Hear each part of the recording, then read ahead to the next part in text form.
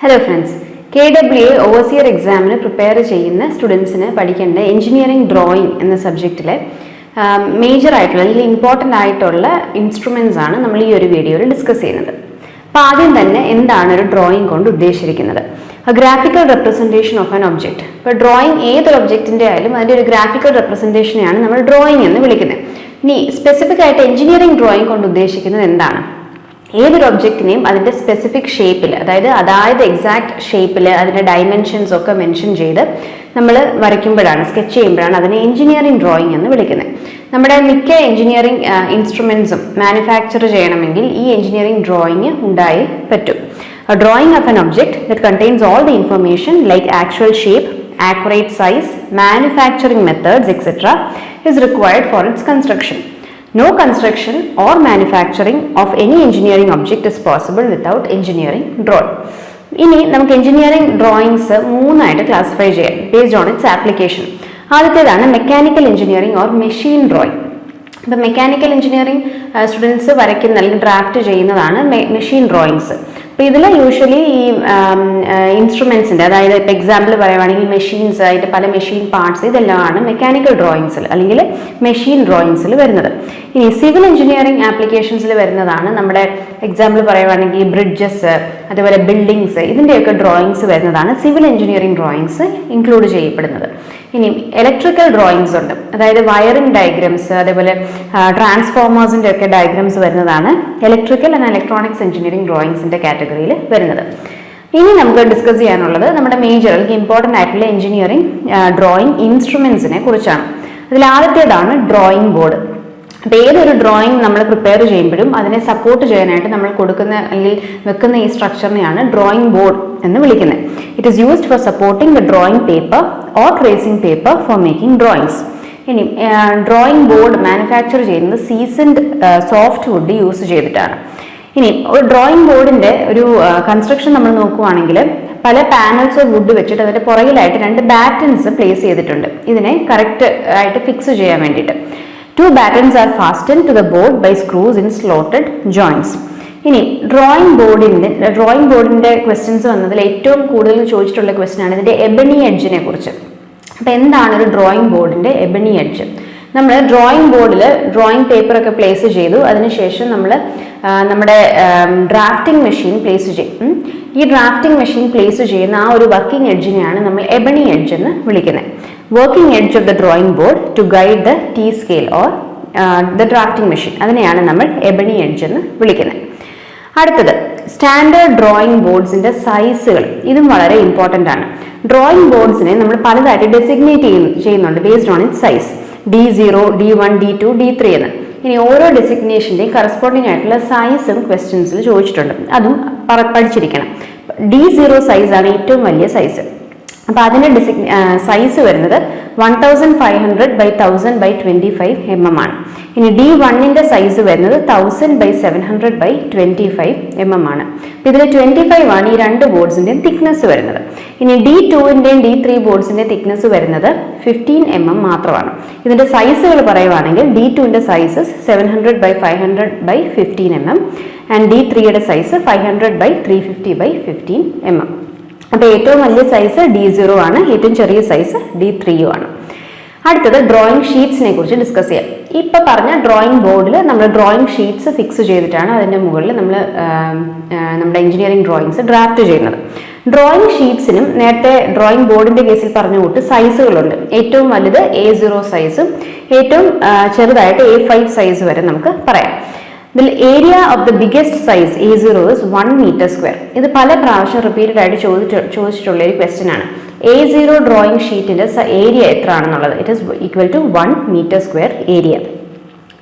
മറ്റൊരു important point ആണ് ഇതിൽ ലെങ്ത് ടു വിഡ്ത്ത് റേഷ്യോ എത്ര ആണെന്നുള്ളത് ഡ്രോയിങ് ഷീറ്റ്സിൻ്റെ. ഇതും ഇതേപോലെ തന്നെ പഠിച്ചോണം. √2:1.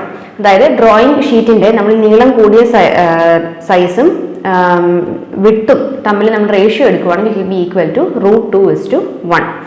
ഇനി ഡ്രോയിങ് ഷീറ്റ്സിന്റെ സ്പെസിഫിക്കേഷൻസ് തരുന്ന IS കോഡ് ഏതാണെന്ന് ചോദിക്കുവാണെങ്കിൽ ഇറ്റ് ഇസ് IS 10711-2001. അപ്പോൾ ഇതിൽ ഈ ഡ്രോയിങ് ഷീറ്റ്സ് പഠിക്കാൻ നേരം ഏറ്റവും ഇമ്പോർട്ടൻ്റ് ആയിട്ട് അറിഞ്ഞിരിക്കേണ്ട ചില പോയിന്റ്സ് ആണ് ഈ പറഞ്ഞിരിക്കുന്നത്. ഒന്ന്, A0 ഡ്രോയിങ് ഷീറ്റിന്റെ സൈസ്, A0 സൈസ് ഉള്ള ഡ്രോയിങ് ഷീറ്റിന്റെ ഏരിയ എത്രയാണെന്നുള്ളത് 1 മീറ്റർ സ്ക്വയർ. അതേപോലെ length is to width ratio of drawing sheets എത്രയാണെന്നുള്ളത് √2:1. പിന്നെ ഇതിന്റെ കോഡ് ഏതാണെന്നുള്ളത് ഡ്രോയിങ് ഷീറ്റ്സിന്റെ സ്പെസിഫിക്കേഷൻസ് തരുന്ന IS കോഡ് IS 10711. ഇനി നമുക്ക് സൈസുകളിലേക്ക് പോകാം. അപ്പൊ ഏറ്റവും വലിയ സൈസ് A0 എന്ന് പറഞ്ഞല്ലോ. അപ്പൊ A0യുടെ സൈസ് ഇസ് ഈക്വൽ ടു 841/1189. ഇനി ഡ്രോയിങ് ഷീറ്റ്സ് നമുക്ക് ട്രിംഡ് സൈസും ഉണ്ട്, അൺട്രിംഡ് സൈസും ഉണ്ട്. അൺട്രിംഡ് സൈസ് അങ്ങനെ പൊതുവെ അങ്ങനെ അത്ര കോമൺ ആയിട്ട് ചോദിച്ച് കണ്ടിട്ടില്ല. ട്രിംഡ് സൈസ് ആണ് എപ്പോഴും ചോദിക്കുന്നത്. റിപ്പീറ്റഡ് ആയിട്ട് ട്രിംഡ് സൈസ് തന്നെ പല സൈസുകൾ തന്നിട്ട് അതിന്റെ സൈസ് എത്ര, ട്രിംഡ് സൈസ് എത്ര എന്ന് ചോദിച്ചിട്ടുണ്ട്. അപ്പോൾ അൺട്രിംഡ് പഠിച്ചില്ല എങ്കിലും ട്രിംഡ് സൈസ് എന്തായാലും പഠിച്ചിരിക്കണം. A0യുടെ 841/1189 mm ആണ്. A1ന്റെ സൈസ് 594/841 mm. A2ന്റെ നോക്കുവാണെങ്കിൽ 420/594, A3യുടെ 297/420, A4ന്റെ 210/297, A5ന്റെ 148/210 mm. അപ്പൊ ഇതിന്റെ സൈസുകൾ നോക്കുമ്പോൾ തന്നെ നമുക്ക് മനസ്സിലാവും രണ്ട് A5 ഷീറ്റുകൾ ഒരുമിച്ച് വെക്കുമ്പോഴാണ് ഒരു A4 ഷീറ്റിന്റെ സൈസ് ഫോം ചെയ്യുന്നത്. ഈ സൈഡിൽ കാണിച്ചിരിക്കുന്ന ഫിഗറിലും അത് ക്ലിയർ ആണ്. രണ്ട് A5 ഷീറ്റുകൾ പ്ലേസ് ചെയ്യുമ്പോൾ ഒരു A4 ഷീറ്റിന്റെ സൈസായി. ഈ രണ്ട് A4 ഷീറ്റുകൾ പ്ലേസ് ചെയ്യുമ്പോൾ ഒരു A3 സൈസ് ആകും. രണ്ട് A3 സൈസുകൾ പ്ലേസ് ചെയ്യുമ്പോൾ ഒരു A2 സൈസും, രണ്ട് A2 സൈസ് പ്ലേസ് ചെയ്യുമ്പോൾ ഒരു A1 സൈസും ആയിട്ട് നമുക്ക് കിട്ടും. അപ്പോൾ സൈസുകൾ ഓരോ സൈസിൻ്റെയും ഡയമെൻഷൻസ് എത്ര എന്നുള്ളത് പഠിച്ചു വെക്കുക. ഇനി നമ്മൾ ഈ ഡ്രോയിങ് ഷീറ്റിൽ ഏറ്റവും ഇമ്പോർട്ടൻ്റ് ആയിട്ട് വരുന്ന ഒരു പോർഷനാണ് അതിലെ ടൈറ്റിൽ ബോക്സ്. അപ്പൊ എന്താണ് ടൈറ്റിൽ ബോക്സ്? എല്ലാ ഡ്രോയിങ് ഷീറ്റ്സിലും താഴത്തെ ബോട്ടം റൈറ്റ് ഹാൻഡ് കോർണറിൽ നമ്മൾ വരയ്ക്കുന്ന ഒരു ബോക്സ് ആണ് ഈ ടൈറ്റിൽ ബോക്സ്. ടൈറ്റിൽ ബോക്സിലാണ് നമ്മൾ ആ ഡ്രോയിങ്ങിന്റെ ഹെഡിങ്, അത് എന്തിനുള്ള ഡ്രോയിങ് ആണ്, ഡ്രോയിങ് വരച്ച ഡേറ്റ്, അതേപോലെ ഏത് കോമ്പണന്റിന്റെ ഡ്രോയിങ് ആണത്, അതേപോലെ സ്കെയിൽ എത്രയാണ് യൂസ് ചെയ്തിരിക്കുന്നത്, ഇങ്ങനത്തെ ഡീറ്റെയിൽസ് എല്ലാം നമ്മൾ പ്രൊവൈഡ് ചെയ്യുന്നത് ഈ title ബോക്സിലാണ്. This is the block in which the particulars of the organization, name of the drawing and other particulars are printed. ഇനി ഇത് എവിടെയാണ് ഇതിന്റെ ലൊക്കേഷൻ വരുന്നത്? On the bottom right hand corner of the drawing sheet. ഇനി അടുത്ത ഒരു important drawing instrument ആണ് T-സ്ക്വയർ അല്ലെങ്കിൽ T-സ്കെയിൽ. ഇപ്പൊ T-സ്ക്വയർ, T-സ്കെയിൽ ഒക്കെ നമ്മൾ യൂസ് ചെയ്യുന്നത് നമ്മുടെ ഡ്രോയിങ് ബോർഡിൽ റൈറ്റ് സൈഡിൽ അത് ലെഫ്റ്റ് സൈഡിൽ അത് ഫിക്സ് ചെയ്യുന്നുണ്ട്, വർക്കിംഗ് എഡ്ജിൽ ഫിക്സ് ചെയ്യുകയും ഇത് യൂസ് ചെയ്ത് നമ്മൾ ഹൊറിസോണ്ടൽ ലൈൻസ് വരയ്ക്കാനായിട്ടാണ് ഈ T-സ്ക്വയർ അല്ലെങ്കിൽ T-സ്കെയിൽ യൂസ് ചെയ്യുന്നത്. It is of T shape, made of well seasoned wood. ഇനി ഒരു T-സ്ക്വയറിന് രണ്ട് പാർട്സ് ഉണ്ട്, head or stock and blade. അതായത് ഈ വരുന്ന ലെങ്ത് കുറഞ്ഞ പോർഷനെയാണ് നമ്മൾ സ്റ്റോക്ക് അല്ലെങ്കിൽ ഹെഡ് ഓഫ് ദ T-സ്ക്വയർ എന്ന് വിളിക്കുന്നത്. ലെങ്ത് കൂടിയ സൈഡിനെയാണ് നമ്മൾ വർക്കിംഗ് എഡ്ജ് അല്ലെങ്കിൽ ബ്ലേഡ് എന്ന് വിളിക്കുന്നത്. ഈ ബ്ലേഡിന്റെ ഒരു സൈഡാണ് ഈ വർക്കിംഗ് എഡ്ജ്. അവിടെയാണ് നമ്മൾ ഡ്രോയിങ്സ്, ഈ വർക്കിംഗ് എഡ്ജിലാണ് നമ്മൾ ലൈൻസ് വരയ്ക്കാനായിട്ട് യൂസ് ചെയ്യുന്നത്. The T-square is used with its head against the ebony edge of the drawing board to draw horizontal lines, parallel lines and to guide or hold the set squares. അപ്പോൾ ebony എഡ്ജിനെ കുറിച്ച് നമ്മൾ നേരത്തെ പറഞ്ഞിരുന്നു. നമ്മുടെ drafting മെഷീനൊക്കെ fix ചെയ്യുന്ന ആ ഒരു സൈഡിനെയാണ് നമ്മൾ എബണി എഡ്ജ് എന്ന് വിളിക്കുന്നത്, വർക്കിംഗ് എഡ്ജ്. ഈ സൈഡിലാണ് നമ്മൾ T-സ്ക്വയറിന്റെ സ്റ്റോക്കും ഫിക്സ് ചെയ്യുന്നത്. ഇനി T-സ്ക്വയറിനും ഓരോ സൈസുകളുണ്ട്, നമുക്ക് നോക്കാം. T0 എന്ന് നമ്മൾ ഡെസിഗ്നേറ്റ് ചെയ്യുന്ന T-സ്ക്വയറിന്റെ ബ്ലേഡ് ലെങ്ത് എന്ന് പറയുന്നത് 1500 mm ആണ്. അപ്പൊ ഇവിടെ നോട്ട് ചെയ്യേണ്ട ഒരു കാര്യം, T-സ്ക്വയറിന്റെ നമ്മൾ സൈസ് മെൻഷൻ ചെയ്യുന്നത് അതിന്റെ ബ്ലേഡിന്റെ ലെങ്ത് യൂസ് ചെയ്തിട്ട്. ഇനി T1 ഡെസിഗ്നേഷൻ ഉള്ളതിന്റെ സൈസ് 1000 mm ആണ്. T2 ഡെസിഗ്നേഷൻ ഉള്ള T-സ്കെയിലിന്റെ ബ്ലേഡിന്റെ ലെങ്ത് 700 mm ആണ്. T3യുടെ 500 mm ആണ്. ഇനി T-സ്ക്വയറിന്റെ സ്റ്റാൻഡേർഡ് സ്പെസിഫിക്കേഷൻസ് തരുന്ന IS കോഡ് IS 1360/1989. അടുത്തതാണ് ഡ്രാഫ്റ്റിംഗ് മെഷീൻ. അപ്പോൾ എന്തിനാണ് ഡ്രാഫ്റ്റിംഗ് മെഷീൻ യൂസ് ചെയ്യുന്നത്? നമുക്ക് ഡ്രാഫ്റ്റ് ചെയ്യാനായിട്ട്, എഞ്ചിനീയറിംഗ് ഡ്രോയിങ്സ് വരയ്ക്കാനായിട്ട് വേണ്ടി വരുന്ന കുറേ ഇൻസ്ട്രുമെന്റ്സിന്റെ ഒരു കോമ്പിനേഷനാണ് ഈ ഡ്രാഫ്റ്റിംഗ് മെഷീൻ എന്ന് പറയുന്നത്. അതായത് ഇപ്പം പറഞ്ഞ T-സ്ക്വയർ അല്ലെങ്കിൽ T scale, set squares, protractors, scales, ഇവയെല്ലാം ഈ പറഞ്ഞിരിക്കുന്ന എല്ലാ ഇൻസ്ട്രുമെന്റ്സിന്റെ ഒരു കോമ്പിനേഷനാണ് ഈ drafting machine. Mini drafter is a simplified form of drafting machine. അപ്പം മിനി ഡ്രാഫ്റ്റർ എന്ന് പറയുന്നത് ഈ ഡ്രാഫ്റ്റിംഗ് മെഷീൻ്റെ ഒരു സിംപ്ലിഫൈഡ് ഫോമാണ്. അപ്പം നമ്മൾ കോളേജുകളിലൊക്കെ നമ്മൾ ഡ്രാഫ്റ്റിംഗ് ചെയ്തിട്ടുണ്ടാവുക ഈ മിനി ഡ്രാഫ്റ്റർ യൂസ് ചെയ്തിട്ടാണ്. It is fitted on the top left side of the drawing board. ഇപ്പം നമ്മൾ വരയ്ക്കുമ്പോഴായാലും ഡ്രോയിങ് ബോർഡിന്റെ ടോപ്പ് ലെഫ്റ്റ് കോർണറിലാണ് ഈ ഡ്രാഫ്റ്റിംഗ് മെഷീൻ അല്ലെങ്കിൽ നമ്മുടെ മിനി ഡ്രാഫ്റ്റർ ഫിക്സ് ചെയ്തിട്ട് നമ്മൾ വരയ്ക്കുന്നത്. അപ്പോൾ ഇവിടെ ഈ ഒരു പോർഷനിൽ നിന്ന് വരുന്ന ഒരു സ്ഥിരം ക്വസ്റ്റ്യൻ ആണ് T scale, set square, protractor സ്കെയിലിന്റെ കോമ്പിനേഷൻ ആയിട്ട് അറിയപ്പെടുന്ന ഡ്രോയിങ് ഇൻസ്ട്രുമെന്റ് ഏതാണ് എന്നത്. അപ്പോൾ it is a drafting machine, അല്ലെങ്കിൽ ഡ്രാഫ്റ്റിംഗ് മെഷീൻ ഏതൊക്കെ ഇൻസ്ട്രുമെന്റ്സിന്റെ കോമ്പിനേഷൻ ആണ് എന്ന് ചോദിച്ചിട്ടുണ്ട്. അപ്പോൾ ഇത്രയും ഓർത്തോളുക: ടി സ്ക്വയറിന്റെ, സെറ്റ് സ്ക്വയേഴ്സിന്റെ, പ്രൊട്രാക്ടേഴ്സിന്റെ ആൻഡ് സ്കെയിൽ. ഇനി നമുക്ക് ഡിസ്കസ് ചെയ്യാനുള്ളത് നമ്മുടെ ഡ്രോയിങ്ങിനായിട്ട്, എഞ്ചിനീയറിംഗ് ഡ്രോയിങ്ങിന് യൂസ് ചെയ്യുന്ന പെൻസിൽസിനെ കുറിച്ചാണ്.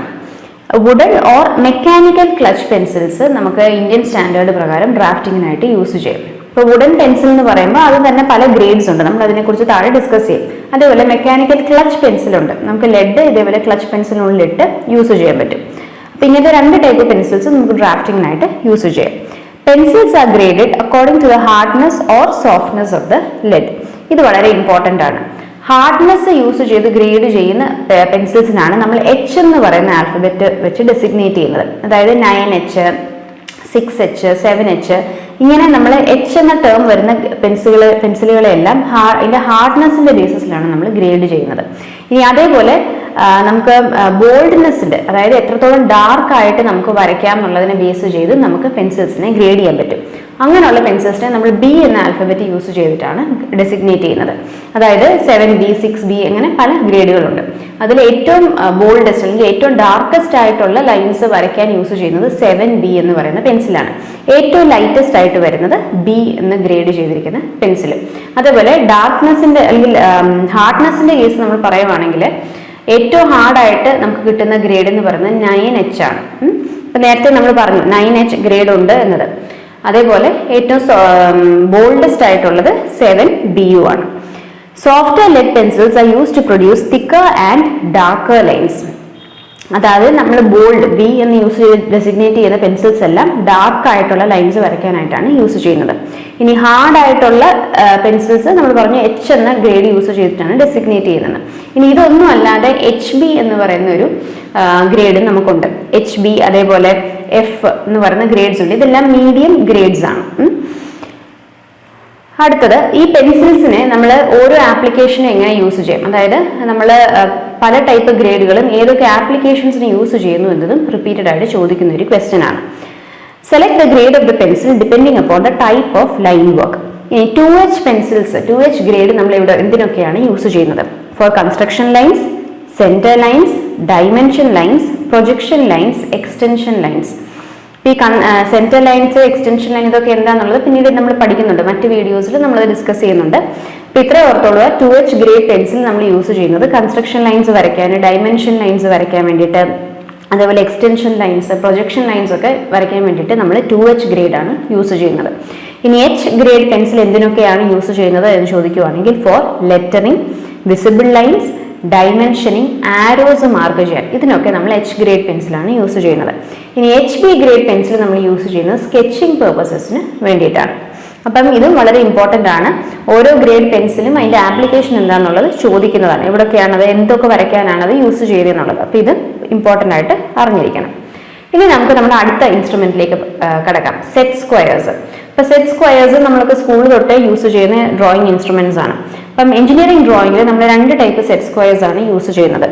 30-60, അതായത് 30 ഡിഗ്രി 60 ഡിഗ്രി ഉള്ള ഒരു സെറ്റ് സ്ക്വയറും അതേപോലെ 2 45 ഡിഗ്രീസ് ഉള്ള ഒരു സെറ്റ് സ്ക്വയർ. ഈ 2 കോമ്പിനേഷൻ യൂസ് ചെയ്തിട്ട് നമുക്ക് 15 ഡിഗ്രി ആംഗിൾസിന്റെ മൾട്ടിപ്പിൾസ്, എത്ര മൾട്ടിപ്പിൾസ് വേണമെങ്കിലും നമുക്ക് വരയ്ക്കാൻ പറ്റും. അപ്പോൾ അതൊരു റിപ്പീറ്റഡ് ആയിട്ട് ചോദിക്കുന്ന ഒരു ക്വസ്റ്റ്യൻ ആണ്. സെറ്റ് സ്ക്വയേഴ്സിന്റെ കോമ്പിനേഷൻ വെച്ചിട്ട് നമുക്ക് ഏത് ആംഗിളിലെ മൾട്ടിപ്പിൾസ് ആണ് നമുക്ക് വരയ്ക്കാൻ പറ്റുന്നത് എന്നത്. അപ്പോൾ അത് ഓർത്തോളൂ, 15 ഡിഗ്രി ആംഗിളിലെ മൾട്ടിപ്പിൾസ് ആണ് ഈ 2 സെറ്റ് സ്ക്വയേഴ്സ് യൂസ് ചെയ്ത് നമുക്ക് ഡ്രാഫ്റ്റ് ചെയ്യാൻ പറ്റുന്നത്. അടുത്തത് നമുക്ക് ഡിസ്കസ് ചെയ്യാനുള്ളത് കോമ്പസിനെ കുറിച്ചാണ്. അപ്പോൾ കോമ്പസ് നമുക്കറിയാം, നമ്മൾ സർക്കിൾസ് വരയ്ക്കാനായിട്ട് യൂസ് ചെയ്യുന്ന ഒരു ഇൻസ്ട്രുമെന്റ് ആണ് കോമ്പസ്. എഞ്ചിനീയറിംഗ് ഡ്രോയിങ്ങിൽ നമുക്ക് പല ടൈപ്പ് കോമ്പസുകളുണ്ട്. ആദ്യത്തേതാണ് ലാർജ് ബോ കോമ്പസ്. അപ്പോൾ ലാർജ് എന്ന വാക്ക് കേൾക്കുമ്പോഴേ ഓർത്തോണം, വലിയ സർക്കിൾസ് വരയ്ക്കാനാണ് ഈ ലാർജ് ബോ കോമ്പസ് യൂസ് ചെയ്യുന്നത്. It is used for drawing large circles up to radius 200 mm, അതായത് 20 സെന്റിമീറ്റർ റേഡിയസ് വരെയുള്ള സർക്കിൾസ് വരയ്ക്കാനാണ് ഈ ലാർജ് ബോ കോമ്പസ് യൂസ് ചെയ്യുന്നത്.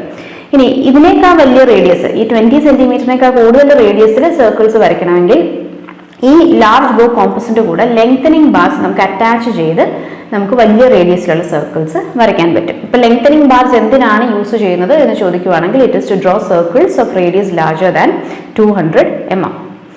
പിന്നുള്ള ഒരു ടൈപ്പ് കോമ്പസ് ആണ് സ്മോൾ ബോ കോമ്പസ്. ഇപ്പൊ സ്മോൾ ബോ കോമ്പസ് വളരെ ചെറിയ റേഡിയസ് ഉള്ള സർക്കിൾസ് വരയ്ക്കാനായിട്ടാണ് യൂസ് ചെയ്യുന്നത്. അതായത് അപ്രോക്സിമേറ്റ്ലി 25 mm വരെ റേഡിയസ് ഉള്ള സർക്കിൾസ് വരയ്ക്കാൻ നമുക്ക് ഈ സ്മോൾ ബോ കോമ്പസ് യൂസ് ചെയ്യാം. ഇനി ഇതേപോലെ തന്നെ സ്മോൾ ബോ ഡിവൈഡറും ഉണ്ട്. ചെറിയ മെഷർമെന്റ്സ് ഒക്കെ നമുക്ക് ഡിവൈഡർ യൂസ് ചെയ്ത് ട്രാൻസ്ഫർ ചെയ്യാനൊക്കെ ആയിട്ട് സ്മോൾ ബോ ഡിവൈഡേഴ്സും യൂസ് ചെയ്യാറുണ്ട്. പിന്നുള്ളൊരു ടൈപ്പ് സ്മോൾ ബോ കോമ്പസ് ആണ് ഈ ഡ്രോപ്പ് സ്പ്രിംഗ് ബോ കോമ്പസ്. ഈ drop spring bow compass use ചെയ്യുന്നത് ചെറിയ സർക്കിൾസ് തന്നെ മൾട്ടിപ്പിൾ ടൈംസ് നമുക്ക് വരയ്ക്കണമെങ്കിൽ, ഇപ്പൊ example rivet holes, bolt holes ഒക്കെ നമുക്ക് വരയ്ക്കണമെങ്കിൽ ഒരേ ഡയമീറ്ററിലുള്ള ചെറിയ ഹോൾസ് മൾട്ടിപ്പിൾ ടൈംസ് നമുക്ക് വരയ്ക്കേണ്ടി വരും. അപ്പൊ അങ്ങനത്തെ ആപ്ലിക്കേഷൻസിന് വേണ്ടിയിട്ടാണ് ഈ drop spring bow compass use ചെയ്യുന്നത്. അപ്പൊ ഇതും പല പ്രാവശ്യം ചോദിച്ചിട്ടുള്ളൊരു ക്വസ്റ്റ്യൻ ആണ്. മൾട്ടിപ്പിൾ സ്മോൾ സർക്കിൾസ് വരയ്ക്കാനായിട്ട് യൂസ് ചെയ്യുന്ന ടൈപ്പ് ഓഫ് കോമ്പസ് ഏതാണെന്നുള്ളത്. It is drop spring bow compass. പിന്നുള്ള ഒരു ടൈപ്പ് കോമ്പസ് ആണ് ബീം കോമ്പസ്. ഇപ്പോൾ വളരെ ലെങ്ത് കൂടിയ സർക്കിൾസ് ഒക്കെ, റേഡിയസ് ഉള്ള സർക്കിൾസ് ഒക്കെ വരയ്ക്കാനായിട്ട് യൂസ് ചെയ്യുന്നതാണ് ഈ beam compass. It consist of a beam made of steel rod or wood. അതിന്റെ ഒരറ്റത്ത് ഒരു സ്റ്റീൽ പോയിന്റ് കാണും, മറ്റേ അറ്റത്ത് നമുക്കൊരു പെൻസിൽ അല്ലെങ്കിൽ ക്ലച്ച്, മെക്കാനിക്കൽ ക്ലച്ച് പ്ലേസ് ചെയ്തിട്ട് അത് യൂസ് ചെയ്ത് നമുക്ക് സർക്കിൾസ് വരയ്ക്കാൻ പറ്റും. ഇതോടുകൂടി നമ്മുടെ ഇമ്പോർട്ടൻ്റ് ആയിട്ടുള്ള ഡ്രോയിങ് ഇൻസ്ട്രുമെന്റ്സ് ഒക്കെ നമ്മൾ ഡിസ്കസ് ചെയ്തു. പിന്നെ മറ്റൊരു ടോപ്പിക്കുമായിട്ട്, എഞ്ചിനീയറിംഗ് ഡ്രോയിങ്ങിന്റെ തന്നെ മറ്റൊരു ടോപ്പിക്കുമായിട്ട് അടുത്ത വീഡിയോയിൽ കാണാം. Thank you. Kerala water authority overseer grade 3 ഇനിയും പഠിച്ചു തുടങ്ങിയില്ലേ? 600-ലധികം വേക്കൻസീസ് പ്രതീക്ഷിക്കുന്ന ഈ ഒരു സുവർണാവസരം നിങ്ങൾ പാഴാക്കരുത്. മെക്കാനിക്കൽ ആൻഡ് സിവിൽ ടോപ്പിക്സ് ഒരുമിച്ച് പഠിക്കുന്നതാണ് നിങ്ങളുടെ പ്രോബ്ലം എങ്കിൽ കഴിഞ്ഞ ഓവർസിയർ പരീക്ഷയിൽ മികച്ച വിജയം കൈവരിച്ച ടെക് PSC നിങ്ങൾക്കുള്ള സൊല്യൂഷനുമായി എത്തിയിരിക്കുന്നു. ഓവർസിയർ ഗ്രേഡ് 3 തീവ്ര പരിശീലന ഓൺലൈൻ ക്ലാസ്സസ് ടെക് PSC ആരംഭിച്ചിരിക്കുന്നു. കേരളത്തിലെ തന്നെ ഏറ്റവും മികച്ച മെന്ററിന്റെ നേതൃത്വത്തിൽ വിദഗ്ധരും പരിചയസമ്പന്നരുമായ ഫാക്കൽറ്റി ടീം നയിക്കുന്ന ക്ലാസുകൾ, ലൈവ് ക്ലാസുകളും റെക്കോർഡ് ക്ലാസുകളും പരീക്ഷാ തീയതി വരെയും നിങ്ങൾക്ക് ലഭ്യമാകും. Smart and effective capsule notes in PDF format, 5000-ലധികം topic wise multiple choice questions with detailed explanation, 20ഓളം PSC മോഡൽ മോക്ക് ടെസ്റ്റുകൾ with feedback, doubt clearance and mentorship എന്നീ പ്രത്യേകതകളോടുകൂടിയ ഈ ഒരു കോഴ്സ് നിങ്ങൾക്ക് സ്വന്തമാക്കാം വെറും 1999 എന്ന നിസ്സാരമായ പ്രൈസിൽ. കൂടുതൽ വിവരങ്ങൾക്കും അഡ്മിഷൻ ലഭിക്കുന്നതിനും സ്ക്രീനിൽ കാണുന്ന നമ്പറിൽ നിങ്ങൾക്കും ഞങ്ങളെ ബന്ധപ്പെടാവുന്നതാണ്.